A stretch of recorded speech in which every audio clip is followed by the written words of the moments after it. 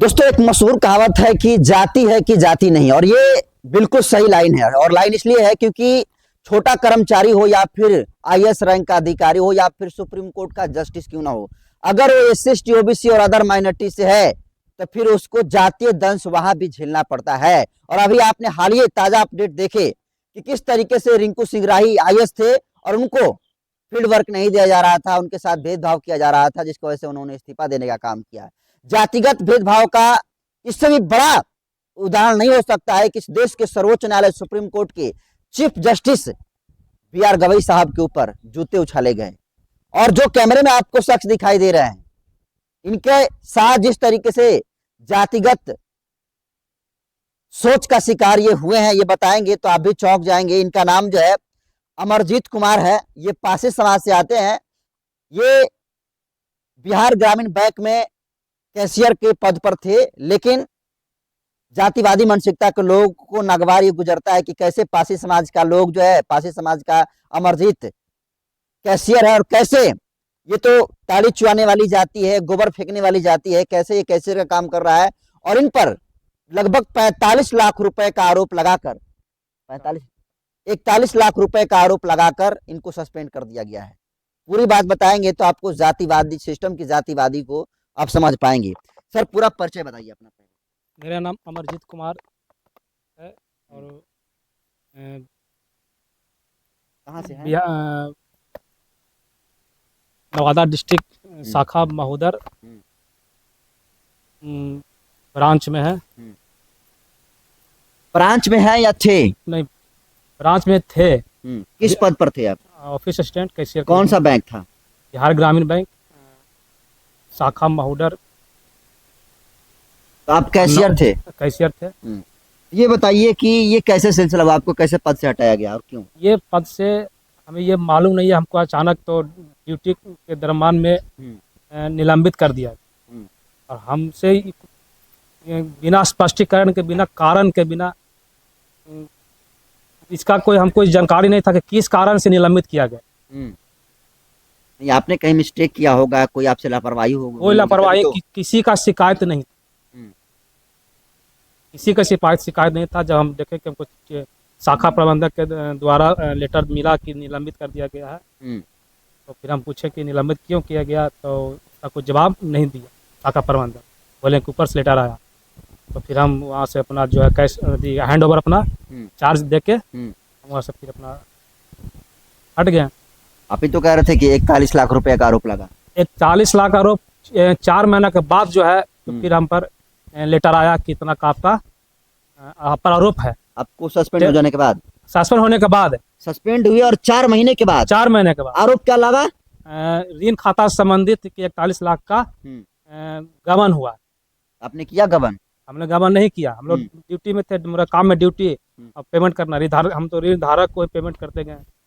ऋण खाता संबंधित आरोप लगाया गया था हम पर, झूठा आरोप, जबकि किस कस्टमर का कोई शिकायत नहीं था।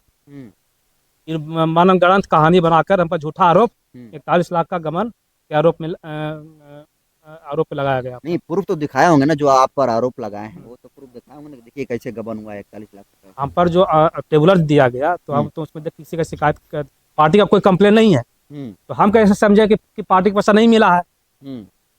आखिर हमको साबित करेगा तभी ना हम जाने कि गलत हुआ है। हम क्या जाने, हम तो ड्यूटी में पेमेंट किए हैं। हमको शाखा प्रबंधक के जो आदेश करते थे हम पेमेंट करते थे। मेरा काम ही ड्यूटी करना, तो पेमेंट हम ड्यूटी ना करें। 41 लाख रुपया एक मोटा रकम होता है, तो इसमें सिर्फ आपको ही लपेटा गया कि आजकल एक नरेश मिस्त्री का ही सेम कैशियर है, उन पर भी सेम आरोप उन पर भी है। वो किस समाज से है? वो मिस्त्री है, नरेश मिस्त्री नाम है। आप किस समाज से हैं?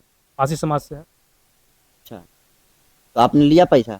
ऐसा हम पार्टी को दिए, कस्टमर को देते गए। हम तो ड्यूटी में थे, पेमेंट किए। मेरा काम है पेमेंट करना, जमा निकासी करना, तो हम गबन कैसे कर ली? ये गबन का आरोप किसने लगाया आपको? ये बैंक लगाया, कोई व्यक्ति लगाया?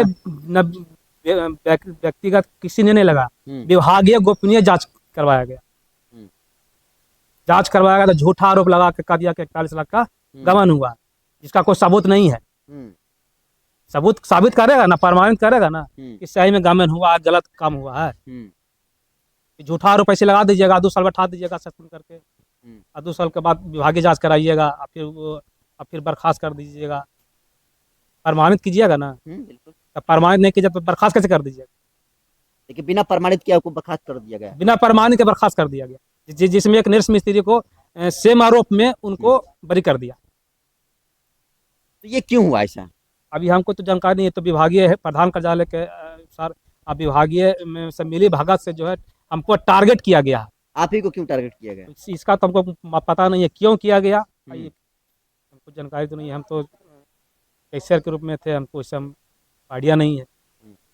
आप दलित समाज से आते हैं तो कहीं आपकी जाति तो बीच में नहीं आई ना?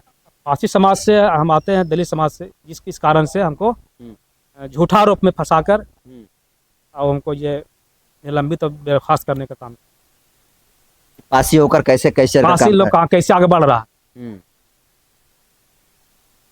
तो आप गोल्डन दास के पास आए, गोल्डन दास से कब संपर्क किया?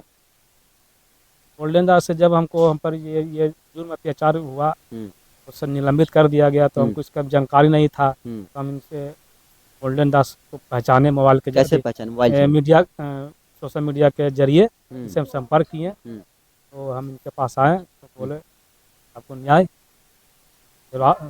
दिलाने का काम करेंगे। गोल्डन दास से बातचीत हुई, क्या गोल्डन दास बोले कि हम आपका न्याय दिलाएंगे, आश्वासन दिए हमको। तो और क्या मांग है आपकी, क्या चाहते हैं आप? हमको न्याय मिले। किस तरह का न्याय? शोषण हम पर नहीं किया जाए, पुनः हमको सेवा में जाने दिया, नौकरी जाने दिया। तो आप जिस ग्रामीण बैंक में थे, आप बिहार ग्रामीण बैंक में कितने साल यहाँ पर आपने सेवा दिया? बिहार में तो 7/5/2012 बैच के हैं। 7/5/2012 को हमको ज्वाइन किया। कितने साल तक काम किया? 13 साल हो गया। 13 साल। और ये 12 साल। कब आप आरोप लगे, किस ईयर में? ये आरोप हमको तो लगा है 8/11/2023। 8/11/2023 को सस्पेंड हुई, आरोप लगा 4 महीने के बाद।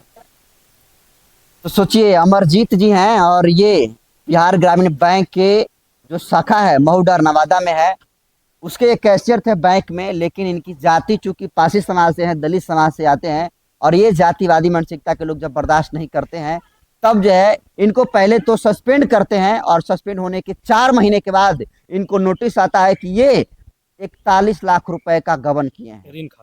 ऋण खाता के माध्यम से इनके द्वारा गबन किया गया है, और बिना किसी प्रमाणित किए हुए, बिना किसी ठोस सबूत को लेकर इन पर आरोप लगा दिया गया। हमको पावर नहीं है, जबकि ऋण खाता में हमको कहीं से हमको पावर नहीं दिया गया। नहीं पावर है कि हम ऋण खाता से हम जो है इतना का गबन कर सकते हैं। आपका तो पैसा निकालना और देना मेरा काम है जमा पैसा। करना होता है। हम तो शाखा प्रबंधक के नीचे काम करते हैं, अकाउंटेंट ऑफिसर है, फील्ड ऑफिसर है, शाखा प्रबंधक है, तो हम ये गबन कैसे कर सकते हैं?